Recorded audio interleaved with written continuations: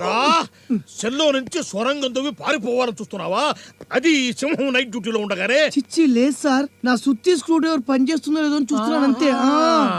అరే నేను మా ఆవిడికి ఎదవలా కనిపిస్తున్నానంటే ఓకే, నీకు అట్టా కనిపిస్తున్నానా? ఎదవ ఎవరికైనా ఎదవే కదా సార్. ఎంత బాగా చెప్పారు. నీ అబ్బా! నా డ్యూటీలో పారిపోవాలని చూస్తున్నావా?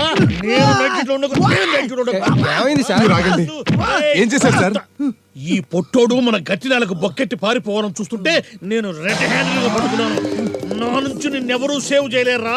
నిన్ను తలతో కుమ్ముతా, నిన్ను డొక్కలో ముడుస్తా. నన్ను మోసం చేయాలని చూస్తావురా? నా కంట్లోనే కారం కొట్టాలని సింహం గారు చూస్తావా? జాగ్రత్త, వాడు మామూలుడు కాదు. మీ బొడ్లో ఉన్న గన్నిలా తీసి మీకేలా గురి పెట్టినా పెడతాడు. రేయ్, సింహం గారిని అడ్డు పెట్టుకుని బయట ఉన్న ఆయన జీప్లను పారిపోదాం అనుకుంటున్నావేమో, అది మాత్రం జరగదురా.